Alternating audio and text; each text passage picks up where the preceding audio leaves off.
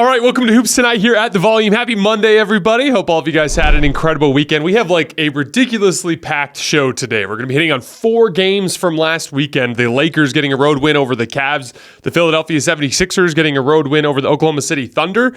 The Orlando Magic continuing their dominance with a win over the Boston Celtics. And last but not least, a very interesting game between the Pelicans and the Clippers that took place on Friday night. And then after that, we're going to, every Monday from this point forward in the season, we are going to do an edition of Power Rankings. So we're going to have this week's edition of Power Rankings at the tail end of the show. You guys know the drill. Before we get started, subscribe to our brand new YouTube channel.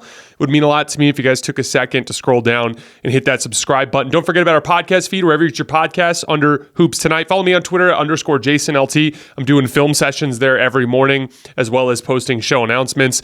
And then last but not least, we will continue our mailbag later this week. Not today, but we're going to do plenty of mailbag questions throughout the week. So keep dropping mailbag questions in the YouTube comments. All right, let's talk some basketball. So starting with Lakers-Cavs on the road in Cleveland. The Lakers are going on a tough road trip here. They played in Cleveland on Saturday night. They have the Sixers tonight. A little bit of an easier game against the Pistons coming up, and then they have to go on the road to OKC. So a big opportunity for us to learn more about the Lakers. And the first game went extremely well, considering a lot of specific factors. LeBron played one of his worst games of the season, particularly in the second half, made a lot of bad decisions on offense and missed a lot of shots.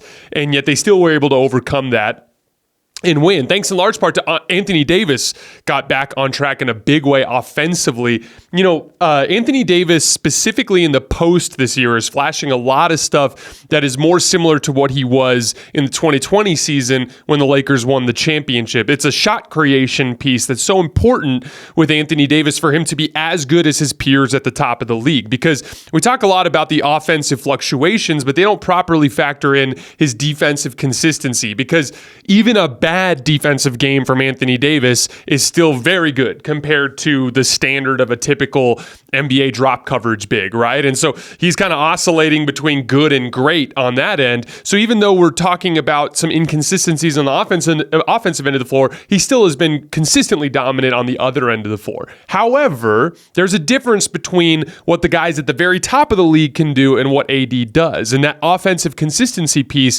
is the one thing that's really missing from him being with those guys. The AD that we knew in the bubble, the AD that helped lead the Lakers to a championship, that guy is a bona fide top tier superstar. He has not been that consistently since then. And one of the most important parts to that, in my opinion, is that half-court shot creation piece. And specifically, if you guys remember in the Nuggets series last year, Jokic basically outclassed him as a shot maker in the sense that he could make all of his little floaters and push shots and hook shots and jump shots, right? Now, Anthony Davis has more or less abandoned his jump shot, but there are a couple of specific things that are coming around. He did hit a short pocket pass jump shot in the fourth quarter against the Cavs, the same shot that he missed a couple times against Dallas. That's a good sign. He had 3 hook shots that he made in the second half of this game, including a huge lefty hook, drop stepping towards the baseline over the top of Jarrett Allen. He is now 20 for 30 on the season on hook shots. That's 67%. That's Jokic territory. That's a big deal. Because he has such a high release point, and I clipped all 3 of his hooks and posted them in the film thread this morning. And you can see the release point. It's super high. It's different than Jokic because Jokic is more powerful. But with AD's release point, he's capable of getting to that shot all the time. And if he can hit it at that rate, that's a big deal. And Anthony Davis post-up this year, including passes, has been worth 1.17 points per possession. That is by far his best in a Lakers jersey. He's never crested 1.1 in his time wearing a Laker jersey. Now, again, we're still in this first fourth of the season, right? But so far in the early going of the season, him being able to knock down that hook shot, he's been really good at making skip passes over double teams. Did it multiple times against the Cavs on Saturday night. It's been something he's been good with all season. That in particular has allowed Anthony Davis to be a much more reliable post-up weapon than he's been in years past in a Lakers jersey. 9 players in the league this year have logged at least 75 post-ups. Anthony Davis is third on that list. Pascal Siakam is first. Obviously, the Raptors have been so bad, we haven't had too much time to talk about them, but he's having a good season in the post. And then second is Jokic, and then it's AD. And then from there is a massive drop-off in efficiency. Embiid is fourth, and a post-up from him, including passes, has been worth just 1.03 points per possession. So among the high-volume guys, there's like 3 guys ahead of the rest of the league, and AD is in that group. Why is that important? Why am I harping on that specific point? Because that half-court shot creation piece, I took a look for you guys at 3 specific flaws with this Lakers team that were problematic. One, they did not have a backup center that they could play in the playoffs. It was a huge problem, especially in the LeBron on Anthony Davis off minutes.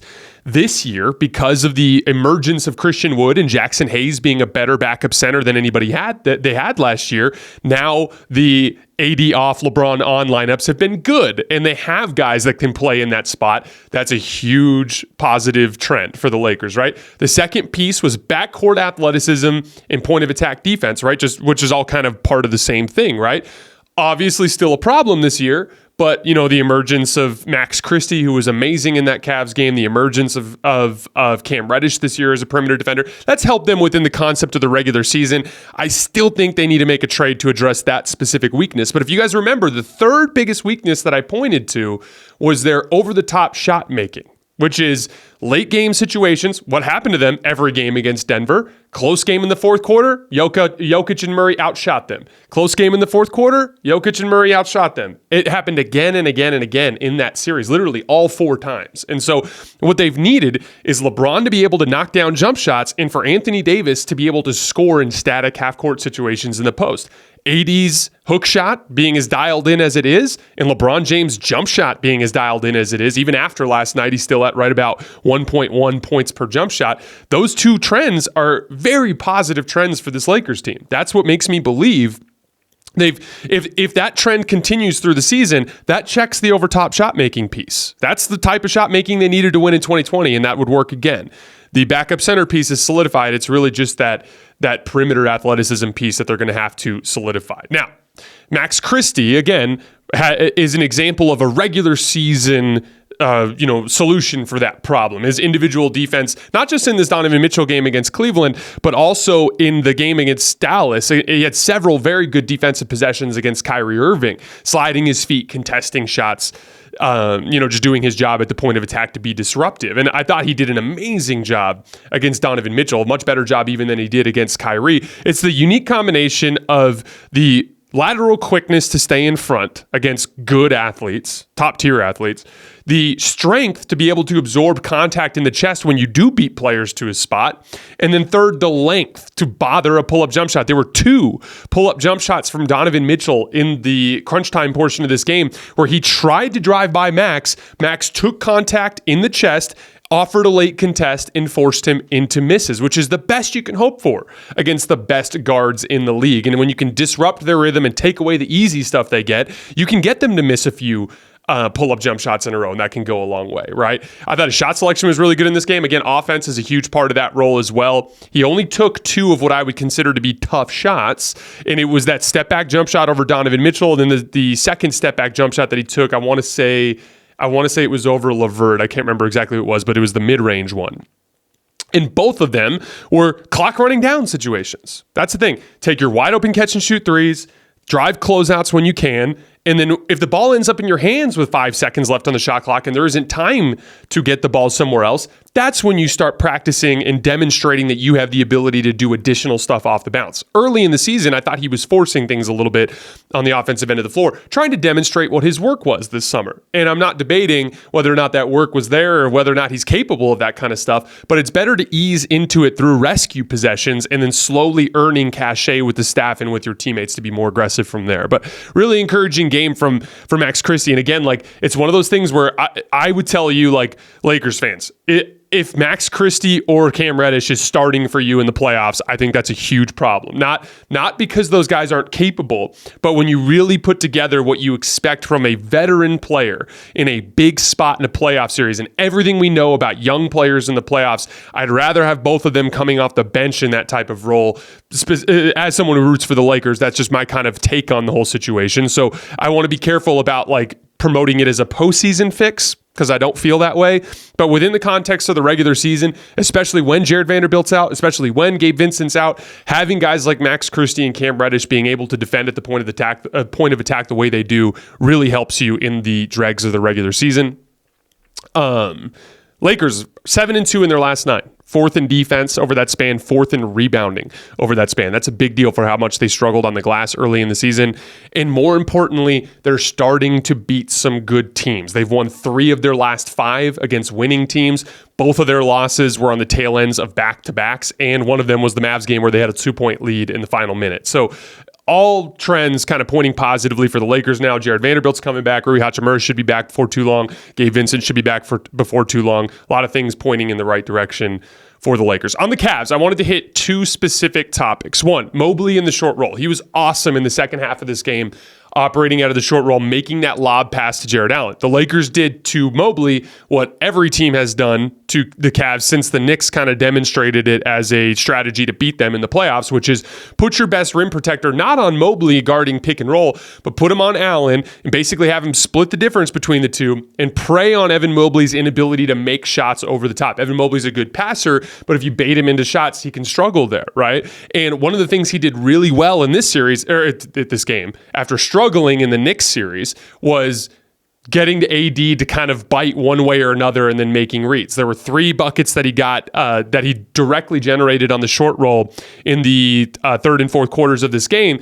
One of them was AD steps up, lob pass to Jared Allen for the dunk. The very next time they ran that action, and again, what you're seeing like whoever the 4-man is, if it's LeBron or if it's Jackson Hayes, or Jackson Hayes is functioning as the 5 next to AD, but AD's in that dunker spot role, right?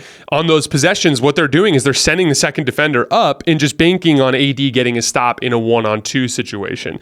And on the next one, because Evan Mobley had just thrown that lob up to Jared Allen, AD kind of takes a step back. And that was what allowed Evan Mobley to attack his chest and get that and one at the end of the game that brought him back within 1 point. I think that got it to like 112, 111, right? And then again in the final minute, after Evan Mobley had just scored on AD by attacking his chest and pump faking and getting the and one, AD stepped up again and he was able to throw the lob pass for the easy dunk to Jared Allen. You guys get the drill. That's a specific dynamic that the Cavs need as many reps for Evan Mobley as possible, because that specific dynamic to me matters just as much as the spot up shooting from the 3 spot, right? I mean, don't forget last year, the Cavs still had the ability to throw Karis LeVert at the 3 and run Garland, Mitchell, LeVert with Allen and Mobley, and it still wasn't enough to get them over the top against the Knicks. It's not just about those 3 guys. It's about the offensive dynamic between the 2 big guys. And then lastly, Craig Porter Jr. I familiarized myself with this game for the first time while I was out of town for Thanksgiving on, I think it was like Monday or Tuesday. I think it was Tuesday night. They played the Sixers, if I remember correctly, and beat them in Philly. And that was my first time kind of watching Craig Porter Jr. And then this was my second time in this Lakers game. And he's been really, really good in this stretch here while they've been dealing with some injuries in the backcourt. 63 pick and rolls so far that Craig Porter Jr. has run for the Cavs, leading to 83 points. That's 1.32 points per possession, which is insane. He's 14 for 26 from the field when he personally shoots out of pick and roll. He is 10 for 21 on pull-up jump shots so far this year, and he's shooting 70% at the rim. And, it's weird because, if I had to describe how he's having this kind of success, it's difficult to do so. He's playing like a big guard in the sense that he's slow motion, great at leveraging his size when he gets angles, great at using bumps to generate contact, operating really close to the rim, but he's not a particularly big guard. He's like 6'1", 6'2". He's got like a 6'4" wingspan, and he's a good athlete. He's a good leaper and a pretty quick and good start-stop quickness, but not like any sort of top-tier athlete or anything like that. He's out there just methodically getting buckets. And if I had to kind of put because if you go back and look at his numbers at Wichita State, he was a 72nd percentile pick and roll guy, so he's a good pick and roll player, but he's below a point per possession. But in the college game, it's just more crowded. It's harder to score, so that's an important context there. You don't have guys just lighting it up in pick and roll in college. But it's still at that level, 72nd percentile, 50% effective field goal percentage on pull-up jump shots at Wichita. Very good at the rim while he was there. So he's basically just a better version of himself so far in these small samples in the NBA. Why is that? I don't, the best way that I could try to describe it is to say, I feel like the NBA game, because of the increase in spacing as virtue of just more offensive skill on the court, right? Like, I've been watching a little bit more college basketball this year just because the University of Arizona's team has been a team that I'm particularly excited about. And every time I watch college hoops, it's like an eyesore to deal with the sheer, like, there's just not anywhere near as much ball handling and shooting on the floor as you see in the pros. And so it can get really kind of like stagnant and it's like watching a rock fight every single game, right? Especially with how hard the teams are playing on the defensive end of the floor. But like what'll end up happening in a lot of these cases is like, some guys get to the next level and that additional spacing and freedom to cook, so to speak, actually suits them really well. And I think Craig Porter is one of those guys. I think he's one of those guys that's like, shit, I got all this room and like I'm getting a good matchup, because Donovan's getting a better matchup, or Darius is getting a better matchup. And like, I have this space to work and they're guarding me with traditional drop coverages, and he's just getting to his spots and knocking down shots. It's very old-fashioned big guard stuff. A lot of like short pull-up jump shots, a lot of short, bankers and floaters and stuff along those lines. He's been really, really impressive here. Again, 83 points on 63 pick and rolls so far this season. That's outstanding stuff. Cavs got a big bounce back win against Toronto after their loss to the Lakers. They're 7-4 in their last 11, 11th in defense and 20th in offense over that span. In the NBA, the game can change in an instant, but no matter how the action unfolds, DraftKings Sportsbook has your back. This week, new customers can score $150 instantly in bonus bets just for betting $5 on basketball. Win or lose, you get an instant dub. They even have great same-game parlays. Download the DraftKings Sportsbook app now and use code HOOPS. That's HOOPS. New customers can get $150 instantly in bonus bets for betting just $5 on basketball. Only on DraftKings Sportsbook with code HOOPS. The crown is yours. All right, moving on to our next game, the Celtics and the Magic. Bunch of guys missing from this game. The Magic were missing Wendell Carter Jr. and Markelle Fultz. The Celtics were without Drew Holiday, and then Kristaps Porzingis strained his calf muscle and missed a good portion of this game. But the story of this game is that the Magic did to the Celtics what they've been doing to everyone all season, which is just physically bullying them at every level of the game. During the third quarter run, a lot of Paolo and Franz attacking the smaller Celtics guards in cross matches in transition or just in guard screens or guard forward screens to get switches. And that both of those guys are just so good at playing and leveraging their size. Paolo's got a little bit of that like LeBron like full court post up thing going on where he'll just like rip through to one side, and when he gets cut off, he'll just spin back the other way. And when he gets cut off, he'll just spin back the other way. And he's just so damn big and good at protecting the ball. And he's got all those little pop shots in the lane. And then he's also a pretty good passer for a young post player, which is rare to see. And then, obviously with Franz Wagner, it's a little bit more of a perimeter, like shot creation type of piece, a little bit more perimeter oriented. But both of them were killing the Celtics guards and switches and cross matches. And then in the fourth quarter, both of them were just attacking Luke Kornet. The Celtics were doing a ton of switching in this particular game, and they were switching Kornet onto Paolo and Franz at the end of this game, thinking, oh, size for size, right? But the thing is like, Paolo's as big as a center. And so, and Franz is like, plays really big for a perimeter player as well. Not as big as Paolo, but pretty big as well. And, it's like Franz has got Kornet on the left side of the floor against a switch, and he just gets a little bit of an angle on the left side, and then he just beats him all the way to the rim and makes that right-handed layup on the left side of the rim. Paolo, same kind of thing, just like a left to right crossover to get just a little bit of separation. And then he's every bit as big as Kornet. So he just goes right through him all the way to the basket towards that right side. And that's kind of the unique, exciting piece of what makes this Magic team so good is it's like they are kind of set up to win rock fights with their ability to attack matchups. And then in the physical areas of the rock fight, they're going to kill you. They're the only team in the league right now that's top 5 in both defense and in rebounding. And when you combine that with high-level point of attack defense and just kind of like a power downhill offensive game, they're just a big pain in the ass to play against. That's the phrase I've been using a lot this season. And that's what it's like watching watching teams deal with Orlando on a night in, night out basis.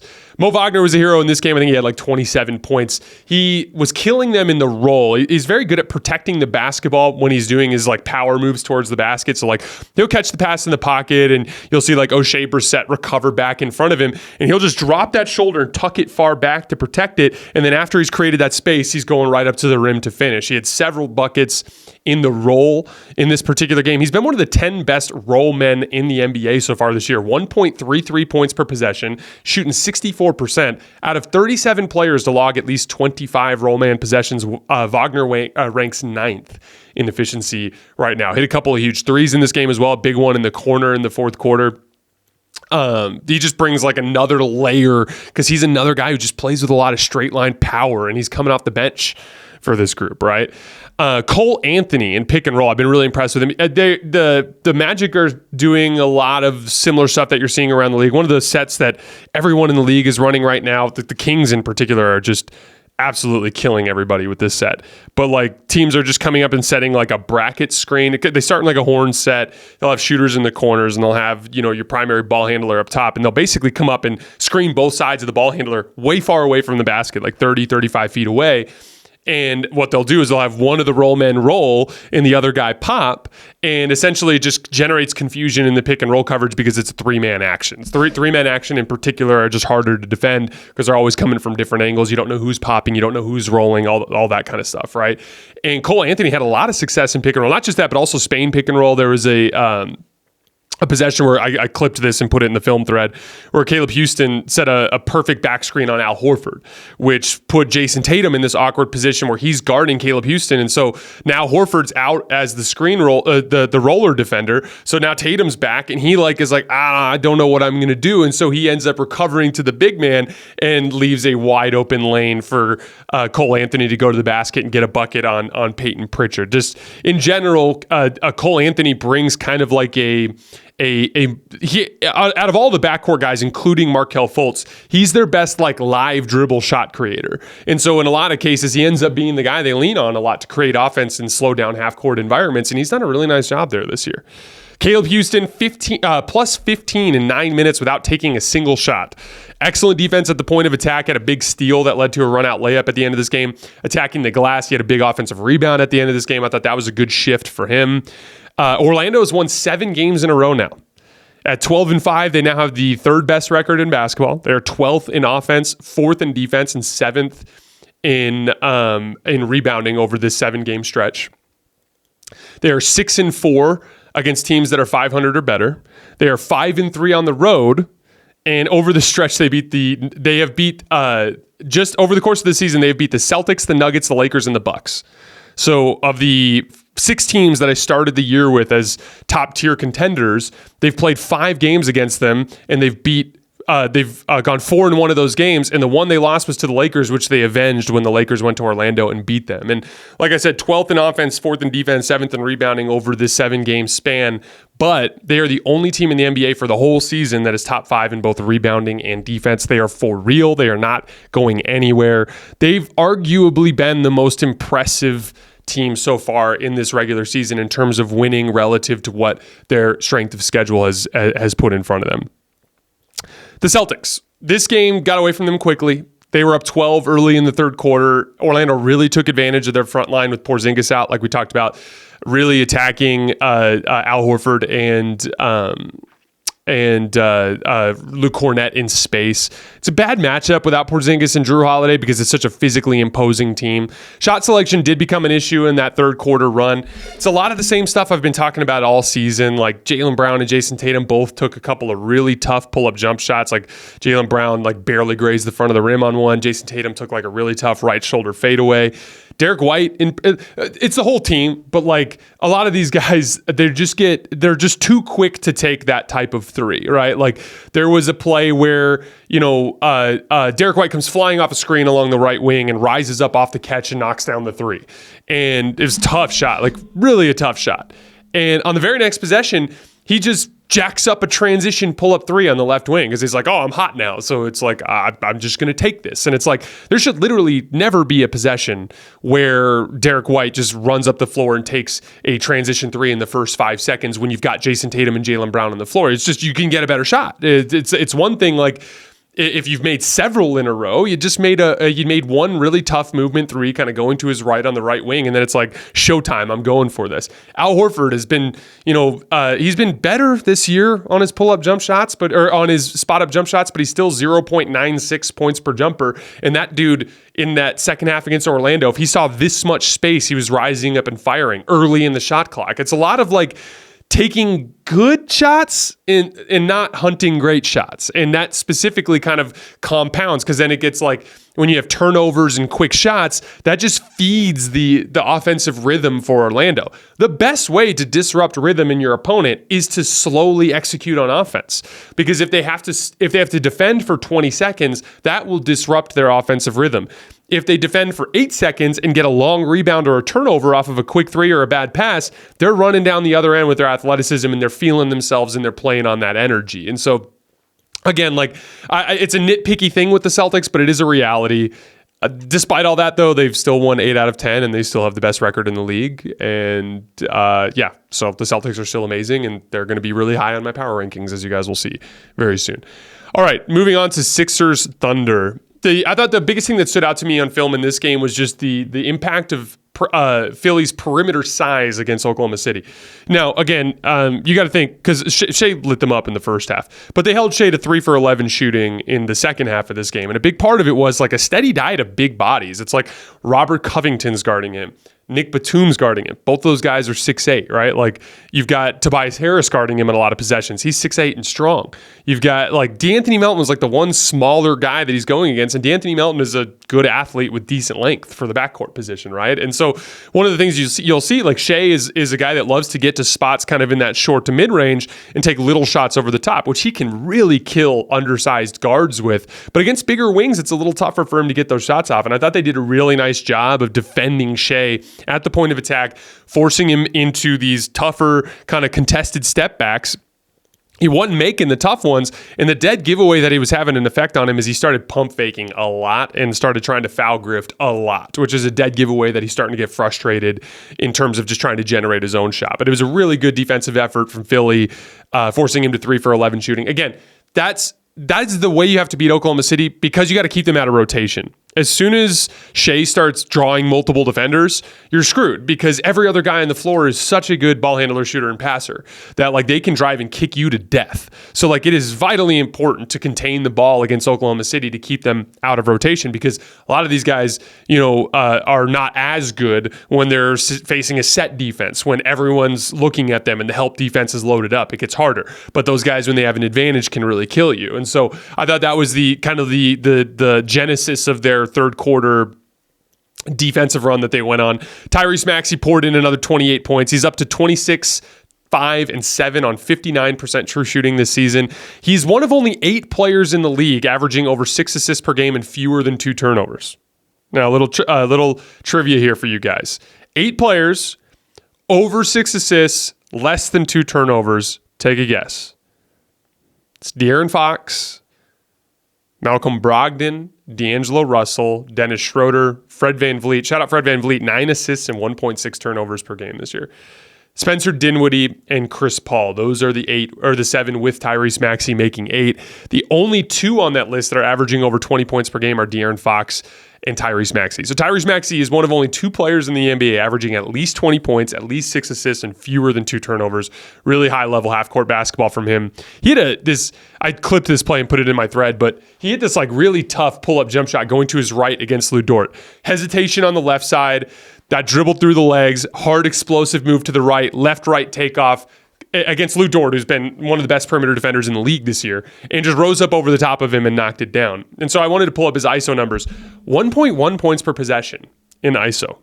That's up from 0.83 last year. So in this big test of how Tyrese Maxey can handle being slotted as like your primary perimeter initiator, he's basically knocking it out of the park. He had another like wild finish in pick and roll where he got Lou Dort in trailing position, and he had Shai Gilgeous-Alexander come help from the baseline side and Chet from the top side. He was completely sandwiched, took contact, flipped all the way over on the other side of the rim and scooped it in with his left hand. I'm like, this is ridiculous. There's like only a handful of players in the league that can do this, right? And that's what kind of gets me excited, because we talked about the perimeter defense, and Batum and Covington have played a significant role in that so far, and they've really beefed up some of their role player depth. And now what gets really exciting is like you upgrade one starter position at the deadline. Now Maxey and Embiid is enough. You know what I mean? I'm not sure if it's going to be enough as currently constructed, and we've seen that. They've struggled a little bit in their recent schedule. I think they've lost 4 out of 6, if I remember correctly, against some tougher teams. And a big part of that is they need just that little bit more firepower, but it's not because Tyrese Maxey isn't capable of it. It's just going against the best teams in the league. You just need to have another guy, right? Like who's the Austin Reeves to the LeBron and AD in this situation, right? Like who's the KCP or the Michael Porter Jr. to the Jokic Murray? Who's that third, kind of firepower piece in this lineup? And Tobias Harris is having a really good season, but I'm not sure he's necessarily that guy. I think they need just one additional really damn good player that can either slot between Tobias and Embiid or slot between Tyrese and Tobias, and just kind of push them over the top in that sense. Because right now it's kind of similar to what I'd say with the Lakers, where it's like, okay, if you're playing Max Christie in this spot in the regular season, that's fine, but not sure if I love that for the postseason. That's kind of how I feel about how they've been randomly trying. Like they'll try Covington in the starting lineup, they'll try Batum in the starting lineup. It's like, which of these guys do you really feel comfortable about in a playoff series starting against a really, really good team? You know what I mean? And so, but the important part to get to that point is Maxey needed to demonstrate that he could be a perimeter initiator at the top level. And he's demonstrated that. And so now it actually looks worth it to kind of go all in with this roster. And I think it's something they're going to have to do anyway, just based on the fact that Embiid's kind of getting a little restless in general with with some of the issues that they've had over the last couple of years retaining talent. All right, on to the Thunder. So my theory so far this season about their struggles against big teams, I've talked to you guys about this the few times we've talked to Thunder. They're really, really good in every single way, except for they're one of the very worst defensive rebounding teams in the league. And in general have struggled really bad against size. And so they were out-rebounded in this game 49-38. They gave up 17 offensive rebounds. They gave up 21 second chance points. They fouled the shit out of Embiid a million times, sent him to the foul line 21 times. And so I want to take a look back at their schedule to see if my theory kind of bears fruit. So these are the teams that I put on their schedule that I would list as either like normal sized or small, but certainly not like physically imposing huge.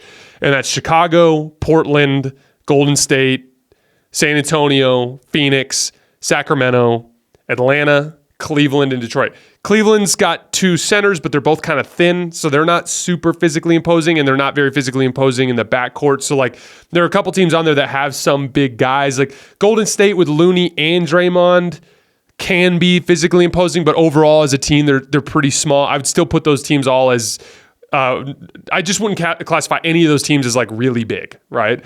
And then the 3 really big teams they played are the Nuggets, the Pelicans, and the Sixers, right? Aaron Gordon and Nikola Jokic, Zion Williamson and Jonas Valanciunas, and then Joel freaking Embiid, right? And this is how those games went. They got in the Nuggets game, the Nuggets shot 60%. They scored 72 points in the paint and absolutely demolished the Thunder in Oklahoma City. Against the Pelicans, they gave up 22 offensive rebounds and lost at home in Oklahoma City, right?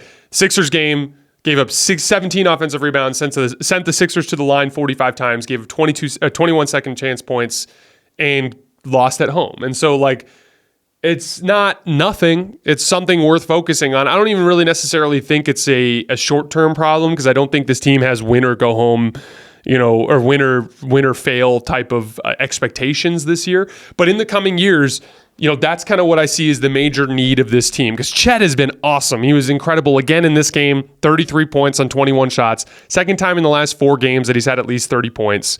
He had 5 threes. He was beating help from the wing with above the break shots. He's beating switches with, good strong moves to get closer to the basket. Chet's awesome.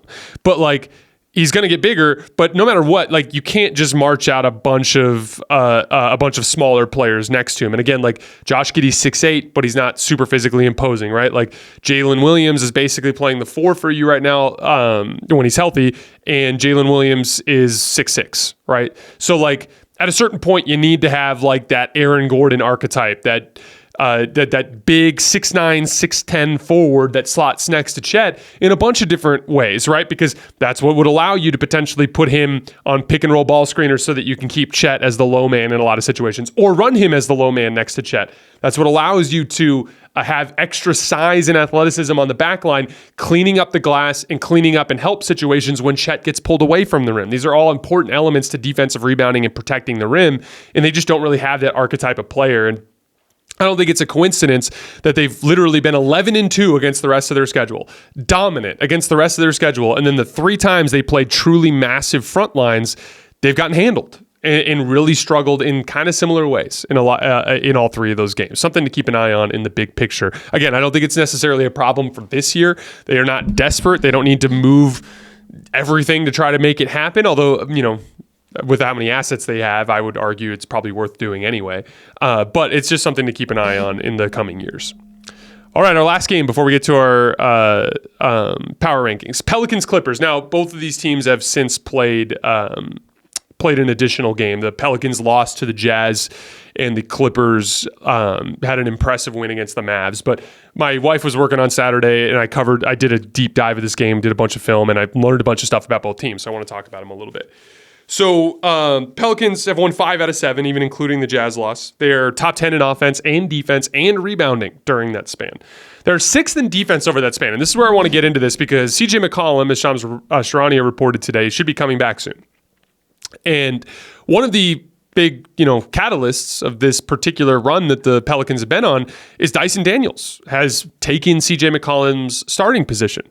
And they're 6th in defense over the 7-game span, in large part because of what he can do at the point of attack. He's kind of similar to that Max Christie archetype, is in that like 6'6", 6'7" range, good strength, outstanding lateral quickness, really good motor, excellent at navigating screens, all the stuff that you look for in a point of attack defender. And he just did an unbelievable job on James Harden in this game. Just fighting over the top of screens to make things difficult for him in pick and roll. The few times that he ended up having to ISO him at the end of a shot clock, he couldn't even get separation against him and was forcing pretty ugly misses from him. He was just amazing in this particular game at the point of attack.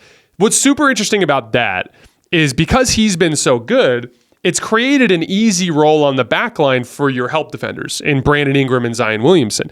Because when there's good ball pressure, it's much harder for the ball handler to pick you apart. It makes those skip passes tougher. It makes those pocket passes tougher, right?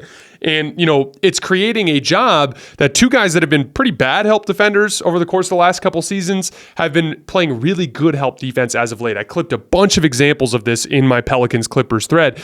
Zion Williamson, just in the second half of this game, blew up 3 pick and rolls as the low man just by reading plays well, kind of splitting the difference between the roller and the weak side corner and getting deflections with his athleticism. A couple of them led to runouts the other way. It was one of the best help defense games I've ever watched Zion Williamson play, which is saying it's significant for a player who's been a pretty bad defensive player. Brandon Ingram, it's a different kind of style because he's got more length and ability to kind of bother shooters, right? But what he does a really good job of is when the pass gets to the roll man and he's the low man. Again, when I'm describing these help defense possessions, we're talking about the guy who's not in the pick and roll but's on the backside. So the ball handler is coming off of a screen. The screen defender's up high. They're bringing Valanciunas pretty up high to the level of the screen because of how good they've been in their help defense as of late.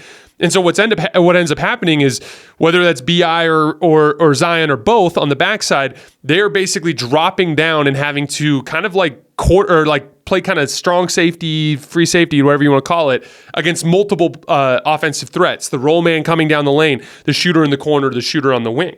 And a lot of times you need to kind of split the difference. BI does a really good job of this. Where like the roll man will have the ball and he'll kind of like split the difference between both guys and kind of prey on their hesitancies, especially against the Clippers team that had some guys that, don't necessarily like to take catch and shoot jump shots, right? And if you can do that, that stops the chain reaction, right? Like if you can get a shooter to hesitate, that buys you time to recover out of that kind of situation. And then he just has longer arms than Zion, so he can like bother that pocket. Like there was a play at the beginning of the game where the pocket pass came into Zubac, and BI like comes down and just swipes down at the basketball, which causes Zubac to like kind of fumble it a little bit. Then as soon as he swipes down, he recovers out to the corner. Zubac throws the pass to the shooter in the corner. BI's already there because he bought himself time to rotate by disrupting the pocket pass. And that's the key. Disruption at the point of attack, disruption in the pocket make easier rotations. And that's where like Dyson Daniels and just all three of these guys kind of working in concert. Herb Jones obviously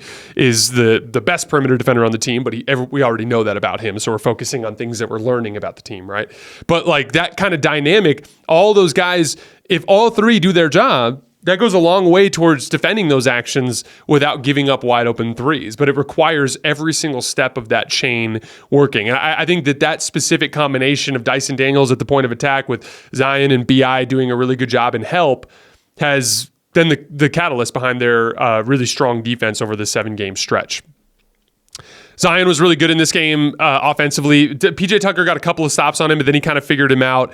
The thing that Zion does that's kind of underrated is he's really sharp with his offhand ball handling. And so when he gets in traffic, he can hit these hard in and out dribbles and hard spin move dribbles with his offhand, which frees up the ability for him to quick gather and shoot his little left-handed floater in the lane when he gets cut off to his spot. And when he can spin really hard out of the right hand, which just sets up that hard left-handed move towards the basket, right? And he absolutely killed the Clippers down the stretch of this game. Herb Jones made 3 massive offensive plays down the stretch of this Clipper game. Hit a huge pull-up 3 over PJ Tucker.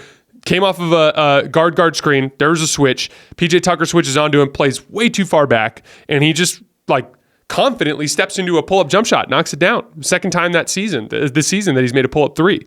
Then after that, there was a play where he ends up running a ball screen with Jonas, and he's on the left wing, and he's got the ball, and PJ Tucker is icing the ball screen, right? So most teams will ice side pick and rolls, and what that means is essentially if the ball handler's on the left wing and the screener's trying to get him towards the middle, the on-ball defender will basically jump high side and force him to reject the screen. And then you'll see the big man drop further back into the lane, and they're basically conceding anything to the roll man to contain the ball handler. Now, should you do that to Herb Jones? Probably not, but it's in the scheme, right? And Herb, I should say. I was corrected by Pelicans fans that I keep messing that up. Herb identifies that PJ's doing that, waits for PJ to jump to the high side, hits him with like a hard fake towards the screen, gets downhill. Zubac is there, but he just goes a long step into his chest and then finishes outside with his left hand. It was like a really high-level move in pick and roll to get a bucket in crunch time of a highly contested game. And then lastly, on that left wing, there was a play where Paul George got kind of sucked in nail help, and he made him pay with that above-the-break 3 on the left wing. It was really impressive fourth quarter offensively from Herb Jones. Jordan Hawkins over the weekend, including the Jazz game, scored 8 more points flying off of off-ball screens. He is now an off-ball screen shot attempt for Jordan Hawkins. So just imagine him flying off of some weak side, wide pin down or something, either taking a pull-up 3 or curling around it. On those shot attempts, he's getting 1.35 points per possession, shooting 66% in an effective field goal percentage. 23 players in the NBA this year have logged at least 20 possessions off of screens, and his 1.35 points per possession ranks 3rd. Anthony Edwards is 1st, Steph Curry is 2nd, then it's Jordan Hawkins. So that movement shooter piece that they invested in the draft is really working out for them so far this season. On the Clippers front, a couple of specific things that stood out to me on film. Catch and shoot guys just being a little hesitant with the stars. So like there's this concept of like advantage creation and play finishing, right? I always talk about the list of responsibilities that a basketball team has to fulfill on a basketball court. And like it doesn't do any good if one guy creates the advantage and then let's say Kawhi makes a move and draws multiple defenders and makes a kick-out pass to James Harden, who's standing wide open on the left wing. If he doesn't shoot that shot and instead waits for the defender to close out and then he decides to initiate offense, that completely is a waste of everybody's time and effort. Because what's the point of creating an advantage if the next guy is just going to wait for the defense to rotate so that he can create an advantage? Everybody in this system is going to be in more play finishing possessions than they're used to because you've got all these shot creators. So everyone's going to have to get better at operating more off the ball. And there were way too many possessions. And it's weird because I'd argue that Kawhi and James Harden are probably your two best, catch and shoot guys. And they're the hesitant ones among the stars. Paul George is a good shooter, but him and Russ are definitely the third and fourth best catch and shoot guys on the team. And literally, they're like hunting shots and being super aggressive. And that just doesn't make any sense. I mean, PG it does, but for Russ, it doesn't make any sense. You need James Harden and Kawhi Leonard to be aggressively hunting their catch and shoot opportunities because they're great shooters.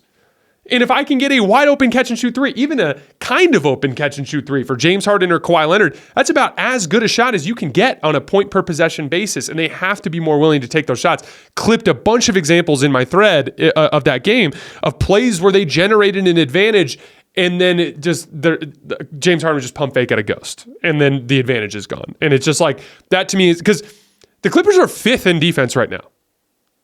They had another defensive masterpiece against Dallas the other day. All of their switchable defenders, it's making it a pain in the ass for other teams to score. A lot of really positive things there. But the offensive end is not living up to what it should be for all the offensive talent that they have. And a big part of that right now is hesitancy from the stars in catch and shoot situations. Paul George, attacking the rim well. His rim finishing and attempts are up, and that's important for the record. And I like it when Paul George is driving, but he's making some poor rim decisions. There were two plays in the second half of this game where he tried to dunk on everybody. And don't get me wrong, those are cool highlight plays. And when you have an opportunity to dunk on someone in a pickup game, go for it, man. And I'm not saying you don't ever do it in an NBA game. Of course you do. It's an important part of that, kind of like physical aggression that you want to play with as a basketball player. But on both of these plays, he missed wide open shooters, and they were dunks that were extremely high degree of difficulty. Like, it wasn't PG over Birdman. Like, I am so far above the rim and he's completely hopeless and I'm just punching it on his head. That's not what these were. These were like in traffic, multiple bodies, full extension, barely getting to the rim, trying for like the supreme highlight dunk while shooters are open. And that's a rim decision thing, especially with this team. It's one of those things where you don't want to fall into the Celtics problem where poor three-point shot selection and poor rim decisions can make a great offensive team into one that is capable of these long extended droughts.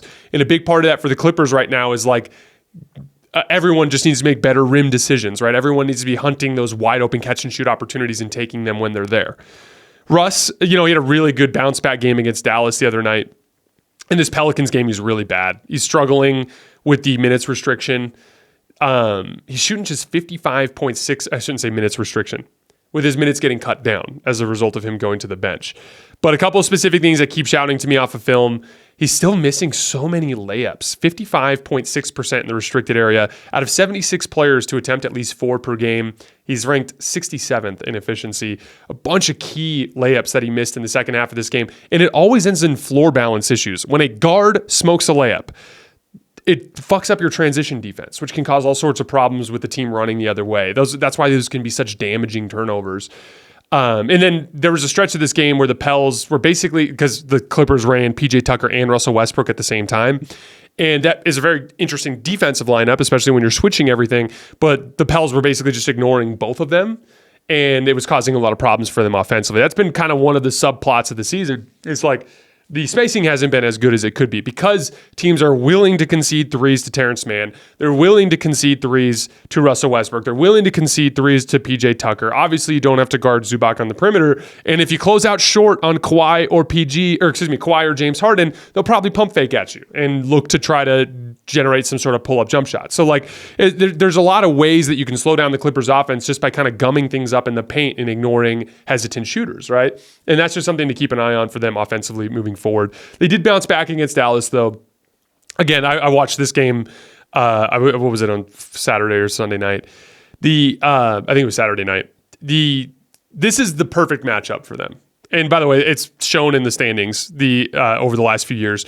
When Kawhi is available to play for the Clippers against Luka and the Mavs, the Clippers are 9-2. And obviously they've won both playoff series against them. So this is a matchup they've always dominated. And it's not hard to figure out.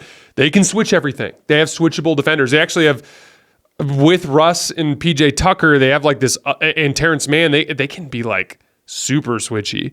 And there are versions of it where it's like, It's Kawhi and it's Paul George and it's PJ Tucker and it's James Harden and Terrence Mann. And it's like James Harden's the one guy you want to attack there, but like the one thing he holds up pretty well against is a power player, right? And so it turns into one of these things where it kind of plays into Dallas's weaknesses, and you can see it in the shot attempts. Look at Dallas's shot attempts in that game.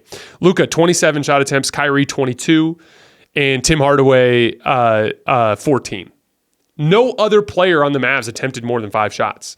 The ball's not popping around. It's not classic, beautiful Mavs offensive basketball. They just switch and force you to ISO, and that's how you get 49 shot attempts out of Luka and Kyrie, except for all of them are against good perimeter defenders. And so they're going to make some shots. You know, Kyrie made half his shots, Luka not quite half, but like in terms of a points per possession basis, they're not very efficient, and that's how you end up pretty quickly being stuck in a bad offensive game like that. And again, Clippers 5th in defense this year. And specifically, the reason why this matchup is good for the Clippers is Dallas doesn't have the physical size to make the Clippers pay for being as small as they are. As I've talked a lot about, the Clippers small lineup is a little smaller than it used to be by getting rid of all their 6'8" guys. And so as a result, like you can actually beat them up on the glass and cause some problems for them with their lack of size. But Dallas is kind of incapable of inflicting that. So if they can bait Dallas into their worst offensive tendencies, and then on the other end of the floor, be able to consistently match up attack against their weak perimeter defenders while not getting beat up in the physicality areas of the game, it's just really hard for Dallas to win that specific matchup. And I mean, you know, we saw Russell Westbrook attacking Luka Doncic and making all those plays and talking all that shit. And obviously Russ is very performative with that kind of thing. And I mean, it's classic Russ to play like really poorly for like 2 weeks and then have a good sequence and then talk a bunch of shit. That's just Russell Westbrook in a nutshell. That said, like he's right. That's the way you beat them. You have to consistently attack Luka, try to fatigue him, attack the weak perimeter defenders wherever you can, switch and stagnate, stay home off ball to stop them from getting the easy kickouts for threes, and force their primary shot creators into tough shots, and you can beat them that way. And that was how the Clippers beat them the other night. All right, let's move on to our power rankings. So this is going to be a little different than what we did the first time because I want to do power rankings every single week, and I'm just going to rip through them. We're not going to do long blurbs. We're just going to update the rankings with a quick read-through of the 10 teams at the beginning of every week on Monday. So, and again, this is my power rankings are more regular season focused. The contender rankings, that's playoff focused. This is power rankings. We're just looking at who's playing the best basketball right now. Number 10, the Los Angeles Lakers, their first appearance in the power rankings this season. They have the 5th best net rating in the league since our last edition of power rankings 2 weeks ago today. They are also up to 9th in defensive rating on the season. Since November 10th, which was about 2.5 weeks ago, the Lakers have not lost a game unless it was on the tail end of a back-to-back, including quality wins over the Houston Rockets and then 2 quality wins on the road versus the Phoenix Suns and the Cleveland Cavaliers. They are coming into a couple of tough games right now. They have Philly tonight on the road, Detroit on the road, and then Oklahoma City on the road. If they can get back on that from that road trip at 3-1, which means if they can get one of the Philly OKC games, I think that's a huge win for the Lakers. My guess is that they lose to Philly tonight and then they beat Oklahoma City, who struggles against really big teams, which I think the Lakers will be able to inflict on them. Number 9, the Dallas Mavericks. We wanted to see how they'd fare against a tougher stretch of their schedule, and it hasn't gone well. They did have a nice win against the Lakers in LA, but they were on the tail end of a back-to-back, and it required a game winner from Kyrie late, and they lost 4 out of 6 overall. They got destroyed by the Clippers, destroyed by the Kings. They lost at home to the Bucks, and they got destroyed by New Orleans. But despite all that, they still have the 9th best record in basketball, and they are the 4th best offense in the league right now. Number 8, the Oklahoma City Thunder. They're a really good team with one fatal flaw. They're too small on the front line to contend with huge physical teams. That said, they are 11-2 against teams that I don't consider to be particularly big on the front line. They've been dominant in basically every facet of the game except for the defensive rebounding piece and on the scoreboard against those particularly big teams.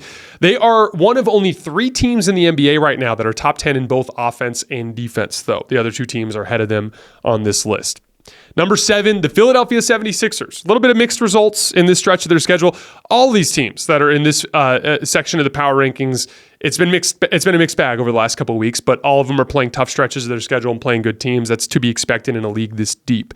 But in this stretch for the Sixers, they beat the Thunder in Oklahoma City, they beat the Hawks in Atlanta, and they beat the Pacers. Impressive wins, but they also lost to Minnesota, lost to Cleveland, lost to Boston, and lost to Indiana in the in-season tournament game on the second night of that the 2-game and 3-night set. They are the third best offense in the league right now, and the defense is starting to take some strides, and I'm really enjoying what I'm seeing from their big perimeter defenders. And then Tyrese Maxey obviously looks incredible. Number 6, the Denver Nuggets. They're just floating the ship right now with Jamal Murray out with injury, and they've faced a particularly tough part of their schedule in this recent stretch. They've been on a 5-game road trip where they went 1-4, again, mostly against good teams. All 4 of the losses against good teams. And again, without Jamal Murray, it's just tough to win those games. But still 11-6, still one of just 3 teams in the league that are top 10 in both offense and defense. It is the Thunder and the Nuggets, and then the Boston Celtics, who are further up on the list. They're still the defending champs, and Jamal Murray is on track to return very soon. Number 5, the Milwaukee Bucks. They're 7-1 since our last set of power rankings, but they're not playing great basketball right now. If you go through their last 10 games, they barely beat Portland, came back from down 24 in that game, barely beat Washington. Then they got soundly beat by Boston. Then they beat Washington, beat Dallas. That's a good win. Dallas is a good team. But then they beat Charlotte, bad team. Beat Toronto, bad team. Beat Chicago, bad team. Then they lost to Orlando and lost to Indiana, both good teams. So over the last 10 games, it's been a lot of bad teams and then basically 3 losses, 1-3 against the good teams that they faced over their last 10 games. That said, still 7-1 since our last rankings. And really just a fortunate team in the sense that they're not playing very good basketball right now on the defensive end, and they're still figuring some things out from a chemistry standpoint. But because the league kind of front-loaded their schedule with an easier stretch of games, that gives them time to figure things out. And then hopefully they'll have it together when they get to the tougher stretch of their schedule. And they have been one of the very best offenses in the league so far this season. Number 4, the Sacramento Kings. They've won 7 of their last 9 games. They're 9th in offense, 10th in defense over that span. They blew out the Wolves in Minnesota. They blew out the Mavs in Dallas. They blew out the Lakers in LA, and they beat the Cavs and Thunder at home. They have been probably the most impressive team other than Orlando over the course of the last 2 weeks. If we look just strictly within that 2-week window, they did have 2 road losses against New Orleans. Just had a hell of a time stopping Zion Williamson. They're just not really equipped on the front line to deal with him. Number 3, the Orlando Magic. They've won 7 in a row since their 5-5 start. They're 6-4 against winning teams, 4-1 against my top tier contenders. Again, like my top tier contenders were the Nuggets, the Celtics, the Bucks, the Lakers, the Suns, the Warriors, and now Minnesota have added to that list. And they've gone 4-1 in those games. Their one loss was to the Lakers, and they turned around and beat them revenge style at home. So they've been really, really impressive to start the season. They are also the only team in the league in the top 5 in both defense and rebounding. They have been the most physically imposing team in the league so far in the regular season. Number 2, the Minnesota Timberwolves. They took a bad loss at home to Sacramento, but Sacramento's done that to a few teams this year. Like I said, Sacramento's just been on this run where they're just kind of beating the shit out of good teams every once in a while. I think they've been running that bracket pick and roll that I've been talking about where they put De'Aaron Fox like 30 feet from the basket. 2 guys come up and set ball screens on either side, and like Harrison Barnes is usually in there as the guy who can pop and shoot, and it's just really freaking difficult to guard, and teams haven't really figured out how to stop it yet. But yeah, so the Timberwolves took a bad loss at home to Sacramento, but they've been the most impressive team in the West so far. They surrounded that Sacramento game by coming right back, and they won 3 games right before that against good teams. They beat Philly, they beat the Knicks, and they beat the Pelicans. And then after the loss to the Kings, they got back on track against Memphis. Like I said, most impressive team in the Western Conference so far this season. And then to me, the easy number 1 at this point is the Boston Celtics. They have the best record in the league. They have a league-leading 9 wins against teams that are 500 or better. They have the best net rating in basketball. They have, despite playing the second toughest schedule, I think they're a clear-cut number 1 at this point in the season. All right, guys, that is all I have for today. As always, I sincerely appreciate you guys for supporting the show. We have our check-in with Jovan Buha on the Lakers tomorrow, so we're going to be doing that and then do a separate video that's covering the rest of the league. But we'll have 2 shows coming out for you guys tomorrow and back to our normal routine for the rest of the week. I'll see you guys then.